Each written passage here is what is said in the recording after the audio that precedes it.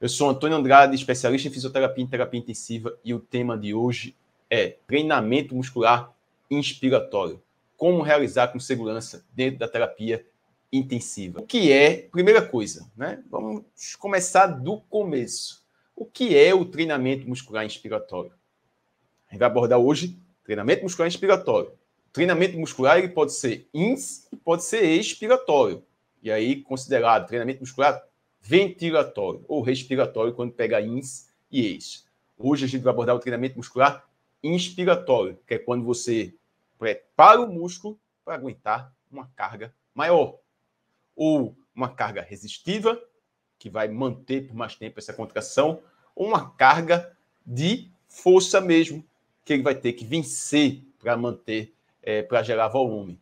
Então, o músculo respiratório, os músculos respiratórios, eles têm a mesma tipo de fibra muscular esquelética, fibra tipo 1, tipo 2A, tipo 2B, em maior percentual tipo 1 e tipo 2A, o músculo diafragma. Mas eles respondem à carga do treinamento. Então, o treinamento muscular respiratório é uma sobrecarga que é imposta por esses músculos que faz com que ele se adapte a essa sobrecarga, ganhando em força ou endurance.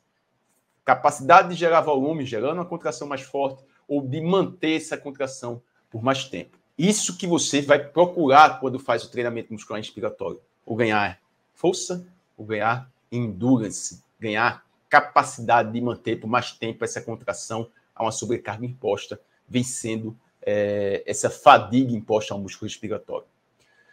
Isso é a primeira coisa. Treinamento muscular inspiratório tem que ter uma sobrecarga imposta. O que não é um treinamento muscular inspiratório?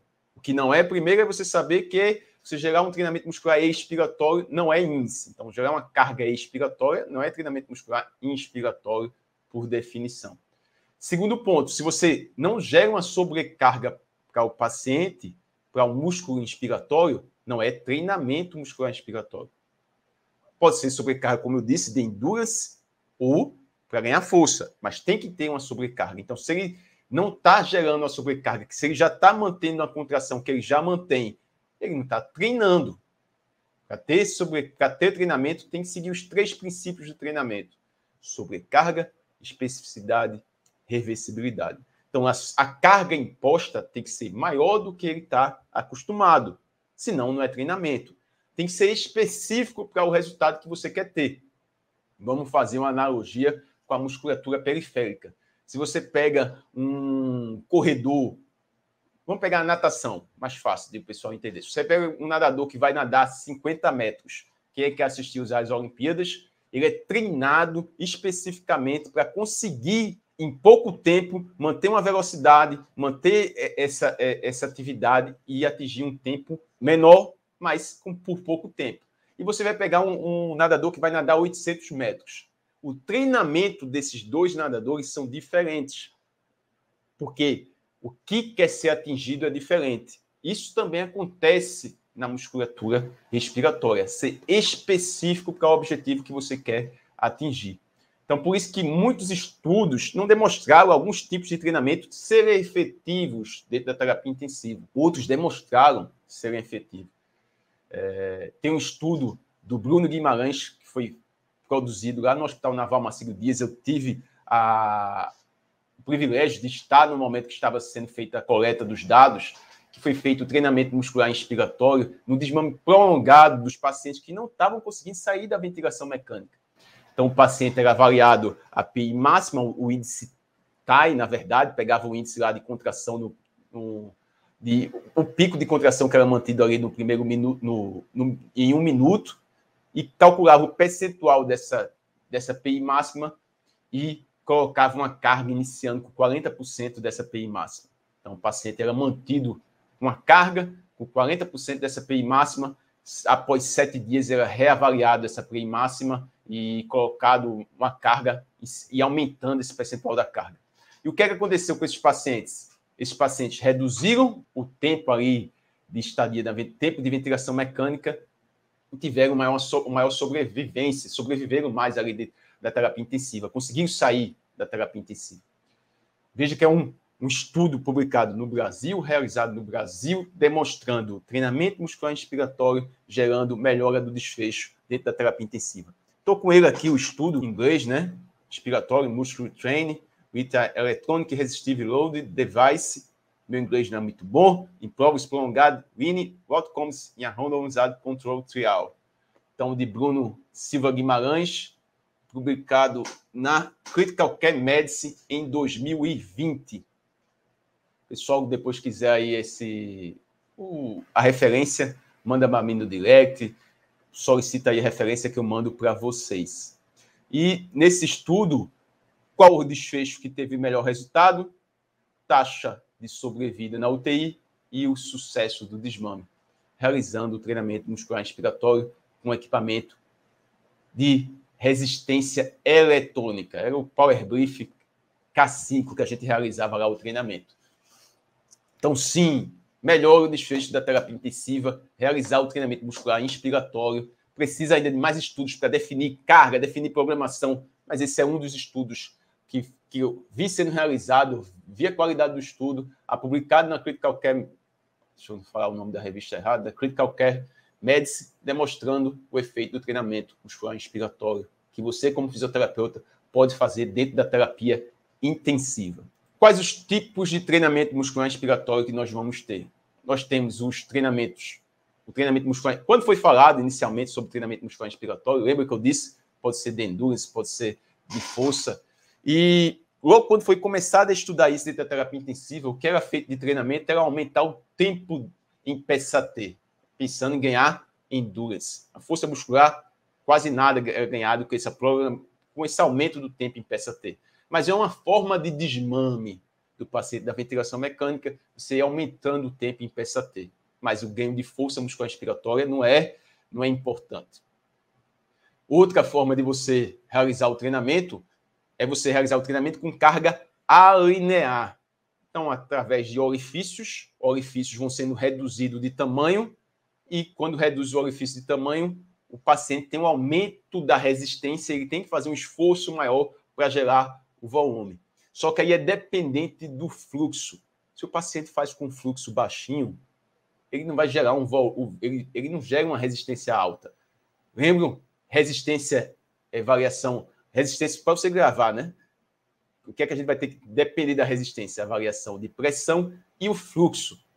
Então, se o fluxo é baixo, você vai ter uma resistência ali. Não vai ter uma carga imposta tão grande, porque depende do fluxo. É uma resistência alinear. Existe o treinamento com carga linear, que ele tem que vencer aquela resistência para gerar o volume, para conseguir gerar um volume inspiratório. Essa resistência com carga linear é que demonstra que tem um efeito mais benéfico. Os equipamentos da Threshold, você está gerando um treinamento com carga linear. Já os equipamentos da Power Brief, ele é dependente do fluxo, mas mantém a resistência. Então, o paciente, para abrir a válvula, ele também mantém uma certa resistência e vai ter o efeito ali no treinamento com carga imposta para o paciente. E existem os eletrônicos que você dá carga ali bem fidedigna e é como se fosse uma contração isocinética, né? Ele vai manter por um certo tempo, vencendo aquela resistência, e você vai ter essa sobrecarga imposta para o paciente quando ele realiza esse treinamento muscular inspiratório com equipamento eletrônico. Então, existem essas formas de realizar o treinamento. Ah, mas na minha UTI não tem equipamento para gerar o treinamento muscular inspiratório. Tem que correr atrás de demonstrar para os gestores a importância desses equipamentos dentro da terapia intensiva. Você é fisioterapeuta e tem que correr atrás de demonstrar essa importância de ter os equipamentos de treinamento muscular inspiratório dentro da sua terapia intensiva, para pegar uns pacientes com desmame prolongado, que tenham uma fraqueza muscular inspiratória e você conseguir gerar essa sobrecarga de uma maneira específica. Então, sobrecarga com especificidade, você colocando a carga de maneira correta, não de forma aleatória. Temos vários tipos de treinamento, mas você tem que ter um treinamento com carga, então utilizar os equipamentos, o Threshold, utilizar o equipamento da Power Brief, você consegue colocar essa carga imposta para o paciente. Ele tem que vencer essa carga para gerar esse volume e com isso conseguir ter uma força muscular inspiratória maior, sair mais rápido da ventilação mecânica. Se você pode correr atrás disso dentro da terapia intensiva, mas lembrando, cada caso é um caso. Coloquei hoje nos stories do Instagram um relato de um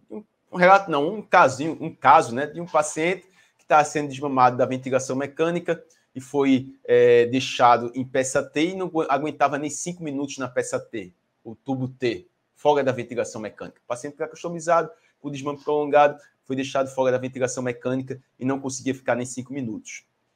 Uma das coisas que pode levar esse paciente a estar falhando do desmame é uma fraqueza muscular inspiratória, que você pode melhorar a funcionalidade treinando o músculo inspiratório. Mas lembre, é uma das causas. E para você ter segurança para atuar na UTI, você tem que saber avaliar esses pacientes para aí definir a melhor intervenção. Porque esse paciente pode estar saindo da ventilação mecânica e, por ter uma fração de ejeção cardíaca muito baixa, você aumenta a sobrecarga, aumenta o retorno venoso, o coração não consegue vencer, gerar esse trabalho e o paciente apresenta uma congestão pulmonar, aumenta a demanda ventilatória e volta para o ventilador. Então, a causa aí não seria uma fraqueza muscular inspiratória. Se você avaliou a PI máxima antes, o paciente tem uma força muscular inspiratória boa, deixou fora, o paciente não ficou fora da ventilação mecânica, qual a causa que está levando? E você tem que correr atrás de identificar essa causa. Pode ser uma alteração cardíaca que não está controlada, pode ser um broncoespasmo que o paciente está apresentando, uma obstrução por rolha. Então, o paciente é tirado da ventilação mecânica e fica apresentando rolha. Isso pode dificultar esse desmame da ventilação e o paciente já está tendo resistência. E aí você pega e vamos lá colocar para treinar a musculatura inspiratória. Não, qual é a causa que está fazendo que esse paciente não consiga sair da ventilação? Antônio, você está dando exemplo aí de pacientes em desmame prolongado. Sem ser desmame prolongado, tem outros casos que eu posso fazer o treinamento muscular inspiratório dentro da terapia intensiva? Sim. Você pode pegar pacientes com insuficiência cardíaca, que estão estáveis, mas estão na UTI coronária, e começar a treinar essa musculatura inspiratória. Pós-operatórios de cirurgia cardíaca, paciente que já saiu da fase aguda ali do IAM. Você vai gerar esse treinamento muscular inspiratório controlado se você avaliou esse paciente e identificou que vai trazer benefícios. Paciente com doença pulmonar obstrutiva crônica, você pode avaliar esse paciente e gerar esse treinamento muscular inspiratório programado, com sobrecarga e específico para o paciente e não de forma aleatória.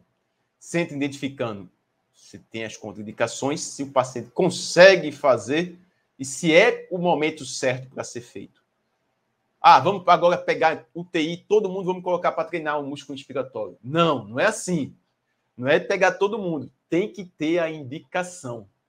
E você que é o fisioterapeuta, que é o profissional capaz para avaliar e indicar o treinamento muscular inspiratório. Não é outro profissional que vai ter essa competência e habilidade.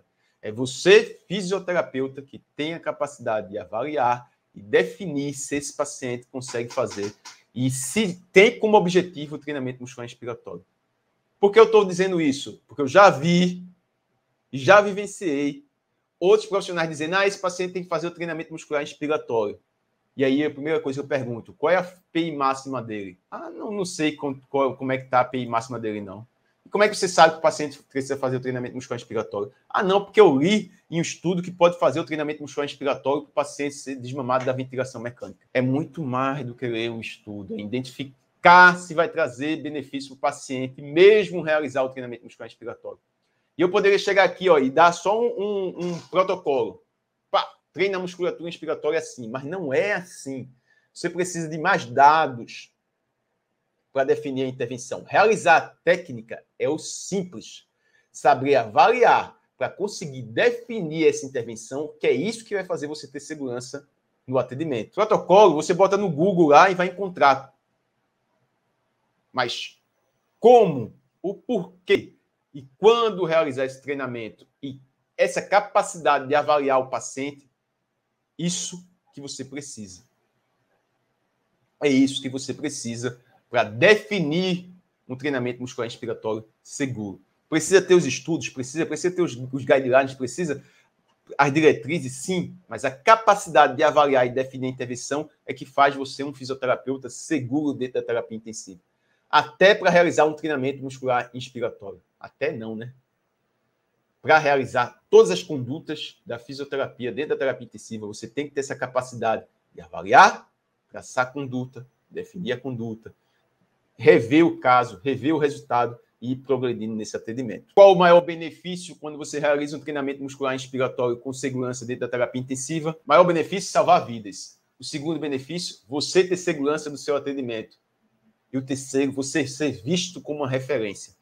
É isso que você tem que buscar. Salvar vidas, ter segurança no atendimento, para não causar lesão, para gerar um atendimento com qualidade, e aí ser referência na área. Mas você tem que pensar, primeiro ponto, ter a segurança, para aí atender com qualidade e salvar vidas para os pacientes. E quando você realiza o treinamento muscular inspiratório de maneira assertiva, com qualidade, você consegue fazer isso. Você consegue gerar esses benefícios. Você consegue ser visto de outra forma dentro da terapia intensiva. Tudo isso porque você está tendo segurança para definir sua intervenção. Até numa discussão, num hall muito profissional, numa visita muito profissional, com os familiares, você passar esse conhecimento, você vai ser visto de outra forma, vai aparecer paciente particular, você vai ter esse resultado. Quer treinar musculatura inspiratória, você tem que ter um equipamento que vai medir esse parâmetro. E veja, a gente focando aqui dentro da terapia intensiva, tem que ter um manovacômetro, é um custo ínfimo para uma UTI, um manovacômetro, é um custo ínfimo para uma UTI, um manovacômetro. Se puder ter esses equipamentos eletrônicos para medir a força muscular inspiratória, também corra atrás da terapia intensiva.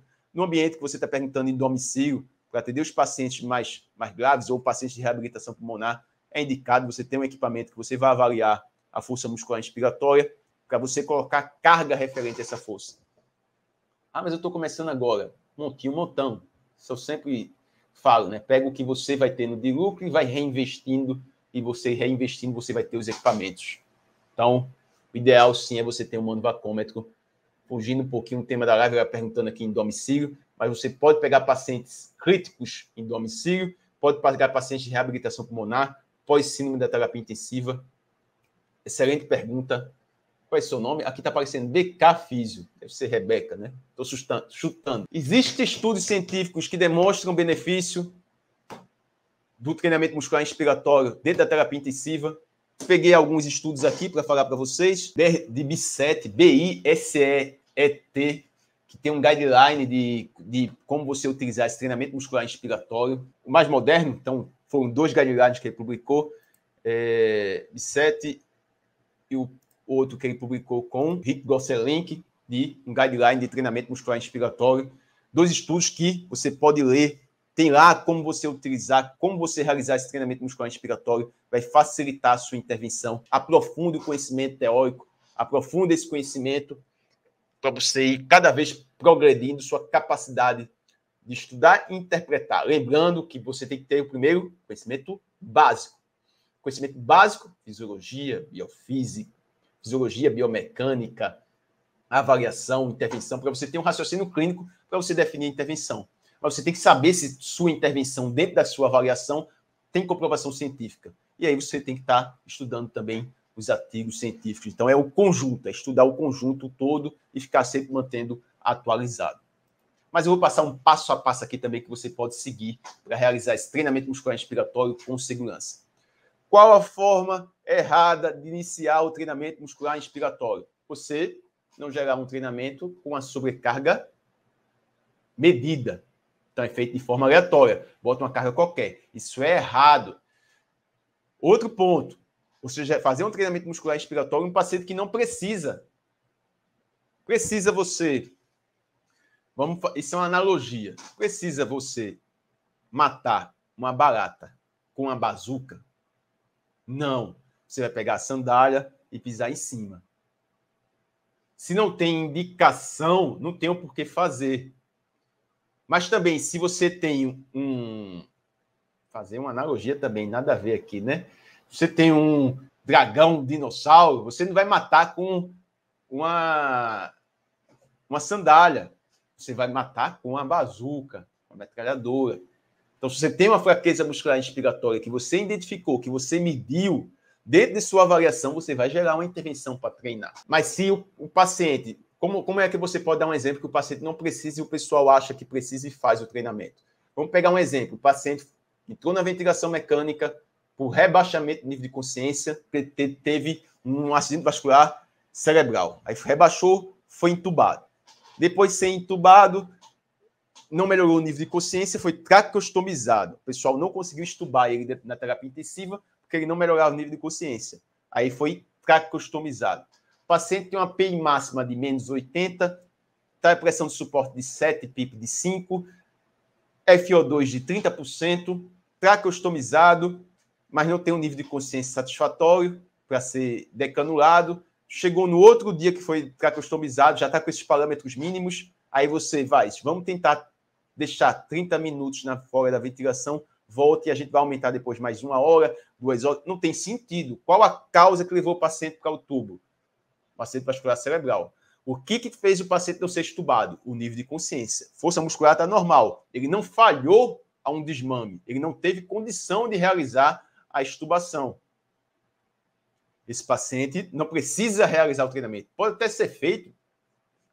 Vamos ter que ter mais estudos para demonstrar que esse paciente se beneficiaria.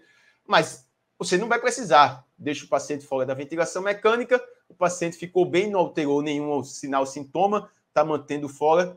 Vamos voltar à noite o paciente para dar um descanso. Não tem indicação. Você pode fazer terapia obstrutiva, terapia expansiva, com o uso do ventilador mecânico. Aí pode, é uma conduta sua da fisioterapia. Mas vamos voltar à noite o paciente para dormir no ventilador, porque o paciente está saindo no primeiro dia que está tracostomizado, saindo da ventilação mecânica. Esse paciente especificamente não precisaria. Outros pacientes, sim. Sempre depende do caso concreto. Nada é fácil. É simples quando você sabe o caminho que você tem que percorrer para tomar a decisão. Um processo de tomada de decisão dentro da terapia intensiva. Fica mais simples, mas nada vai ser uma receita. O paciente teve isso, eu faço isso. Não, são guias, são estudos que demonstram. Mas por isso que precisa de você, fisioterapeuta, para avaliar e definir a conduta. Senão não precisaria de você.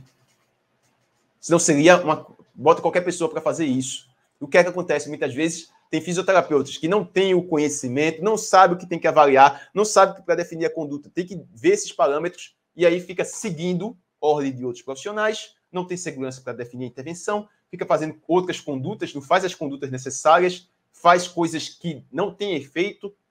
O paciente está com a ciclonia seda. Vamos identificar qual é a causa. O paciente não está saindo da ventilação mecânica, vamos deixar o paciente na ventilação mecânica. Não, qual é a causa? Vamos identificar. Será que é o treinamento? Precisa ser feito? E aí você vai lá e faz, mas de uma maneira segura, sabendo o que está fazendo para ir definir a melhor intervenção. Fácil? Não é. Primeira coisa, não é fácil, mas é possível quando você sabe o que avaliar e definir a intervenção. Tem que ter essa capacidade de avaliar para definir a intervenção. Qual o paciente vai se beneficiar nisso? Vai se beneficiar. Você tem que identificar como é que realiza essa melhor conduta. E agora vamos para um passo a passo. Um passo a passo que você pode seguir para definir sua intervenção. Então vamos lá para um passo a passo para você definir essas condutas dentro da terapia intensiva. Conduta de treinamento muscular inspiratório. Primeira coisa, o paciente tem que ter condições de realizar o treinamento muscular inspiratório. O paciente tem que ter condições de realizar o treinamento muscular inspiratório. Você vai colocar qualquer paciente para realizar o treinamento? Não, ele tem que ter condições clínicas. Primeira condição, o paciente tem que estar disparando o ventilador. Por quê? Olha, eu já escutei algumas pessoas dizendo que o bloqueador neuromuscular que ia realizar treinamento muscular inspiratório do paciente. O paciente totalmente sedadão lá que ia começar o treinamento. Não, primeira coisa, para você realizar o treinamento muscular inspiratório com segurança, é saber que o paciente tem que estar disparando o ventilador. Outra coisa, o paciente não pode estar com aumento do trabalho, desconfortável. Como assim? Tem um paciente lá que está desconfortável, ou em respiração espontânea, ou na ventilação mecânica, com aumento do trabalho ventilatório, hiperventilando, ou fazendo esforço exacerbado, que você vê na monitorização gráfica, que você vê o uso da musculatura acessória, esse paciente já está tendo sobrecarga. Não vai colocar mais sobrecarga para esse paciente. Que aí você vai descompensar mais ele. Então, a primeira coisa tem que ter o disparo. Está disparando. Segunda, o paciente não pode estar com sobrecarga. Sobrecarga, ele não pode já estar com o uso da musculatura acessória com aumento do trabalho ventilatório. Não. Não tem sentido. Já pensou você pegar uma pessoa que já está cansada de fazer musculação, está lá fadigada, vamos lá colocar mais carga, o que é que vai acontecer? Lesão. Então, não pode estar com aumento do trabalho ventilatório. Outro ponto, ele tem que ter as condições de desmame da ventilação mecânica, se for na ventilação mecânica, né? Então, tem uma PaO2 maior que 60 com FO2 menor que 40. Alguns estudos colocam até que um FO2 menor que 60 poderia colocar o treinamento muscular inspiratório. Mas aí você vai ter que colocar o suporte de oxigênio. Será que é o benefício para esse paciente? No estudo do Bruno, que a gente realizou lá no hospital, deixa eu pegar o protocolo dele aqui. A FO2 tinha que estar menor ou igual que 40 para começar esse treinamento muscular inspiratório, que é o que eu oriento também. Não vai começar com o paciente de suporte com a FO2 lá em cima, mas vai ter lá no guideline do Henrique Gosselin, BCIT, coloca lá com a FO2 menor que 60. Então, pode ser aceitável. Saber também que você não vai realizar o treinamento muscular inspiratório com um paciente com a PIP maior que 10. Não, o paciente tem que estar com a PIP reduzida para você começar a pensar no treinamento muscular inspiratório desse paciente. Pode estar PIP dependente. Taque pineico. Aí, alguns estudos vão colocar a frequência de 25, outros de 30, outros de 35. O que é que você tem que olhar? Se o paciente não está com aumento do trabalho ventilatório. Porque se você pega um paciente com padrão de Chine-Stokes, que tem um padrão irregular, você vai poder fazer o treinamento desse paciente. Então, você tem que ver se o paciente não está com aumento do trabalho ventilatório antes de realizar o treinamento. E aí você tem essa segurança para definir essa intervenção. Ficou claro esses itens que você deve avaliar? Se eu perguntar assim uma questão de prova, que vai ser sua vida prática. Outra coisa que você tem que ver, sinais vitais. O paciente não pode estar com febre. Você vai realizar o treinamento muscular inspiratório, o paciente com febre? Não. O paciente não pode estar com dependência de drogas vasoativas altas. Não, ele tem que estar estável hemodinamicamente. O paciente não pode estar bradicárdico ou taquicárdico, fugindo lá dos padrões. O paciente não pode estar com distúrbio ácido básico importante. Então, esses são parâmetros que você deve avaliar, sempre identificando o caso concreto, para você definir essa intervenção de treinamento muscular inspiratório com segurança. Então, estabilidade hemodinâmica. O paciente também, com a pressão intracraniana, não pode estar alta, se o paciente está com pique, medindo pique. Para não esquecer nenhum ponto desse aqui, estou dando uma olhada do que eu preparei aqui, o que eu deixei preparado, para não esquecer de passar para vocês. Então, tem que ter essas condições clínicas para você realizar o desmame, para você realizar o treinamento muscular inspiratório. Hemoglobina maior que 7. Você não vai fazer um treinamento muscular inspiratório em um paciente que está sangrando, que está caindo a hemoglobina. Lembra que o oxigênio que vai ser carreado no organismo, 98% vai ligado à hemoglobina, 98,5%. Então, você tem que ter, não pode estar sangrando, hemoglobina maior que 7 aí, é um dos pontos. Lembrando que vai depender, tem vários protocolos, esse é o protocolo que eu utilizo, é o passo a passo que eu estou dizendo para vocês terem segurança para definir essa intervenção. Passei já 2 estudos que você pode pegar e fazer a mescla, eu indico que você siga esse protocolo do Bruno Guimarães, publicado em 2020, na Critical Care Medicine. Está bem definido lá os critérios de segurança que ele utilizava para realizar o treinamento e a gente teve benefício aí na prática clínica com esses pacientes. Ok, eu estou falando do paciente em ventilação mecânica. Só o paciente em ventilação mecânica? Não, o paciente foi estubado, foi desmamado, está fora da ventilação. Pode realizar o treinamento? Pode. E seguindo os mesmos critérios. Tem fraqueza muscular? Não está com aumento do trabalho ventilatório? Tem condições clínicas para realizar o treinamento? Se ele está em respiração espontânea, ele consegue cooperar durante o treinamento. Isso até é um ponto de você conseguir adaptar numa máscara e você realizar a monitorização. Será que esse paciente não traz benefício? Isso é o que eu estou passando, que está defendido na literatura. Então, tem paciente que está lá cooperando se ele tiver respiração espontânea. Mas você vai ver que alguns pacientes podem você fazer um empilhamento associado ao treinamento muscular inspiratório. E você também, colocando uma coisa para fugir do padrão, pode associar o treinamento muscular inspiratório com o treinamento muscular expiratório. Tem um caso que aconteceu dentro da terapia intensiva. A gente tinha uma paciente que tinha uma PI máxima bem reduzida. A PI máxima dela era, agora eu posso errar o valor, era entre menos 15 e menos 20.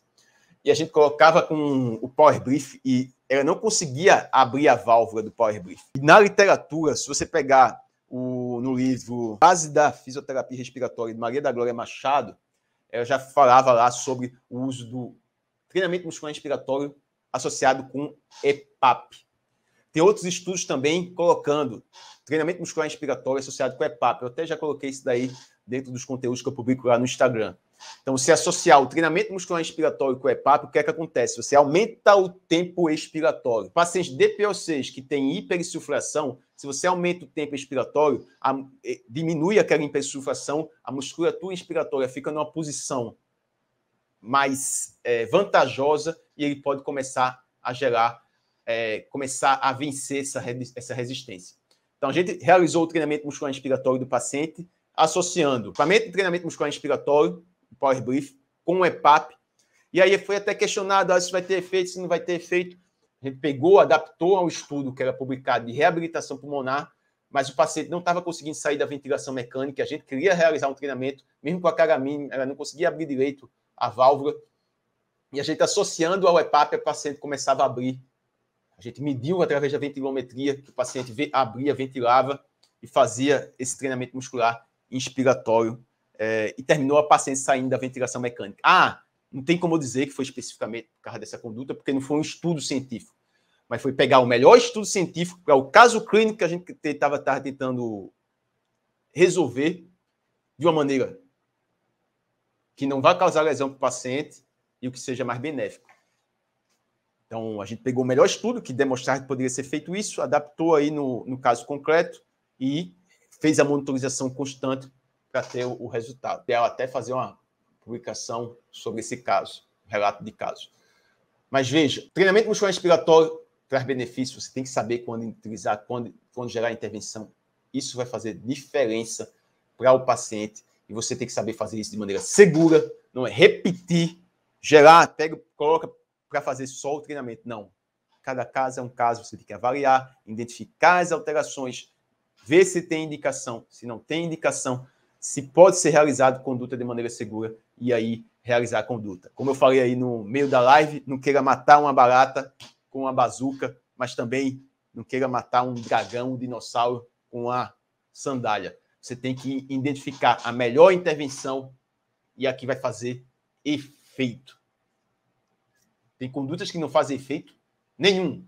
E o pessoal fica repetindo e fazendo dentro da terapia intensiva. E para isso, você tem que saber avaliar bem o paciente. E dentro do plano terapêutico vai ter a fase lá de você pegar o melhor estudo científico dentro daquele caso concreto. Que eu repito sempre para os meus alunos do método fisioterapia intensiva. Não é fácil, mas é simples quando você sabe o caminho e quando você sabe que você tem que se preparar para atuar com segurança, gerando um atendimento com qualidade dentro da terapia intensiva, sendo um fisioterapeuta que faz a diferença para o paciente, que melhora o desfecho dentro da terapia intensiva com segurança.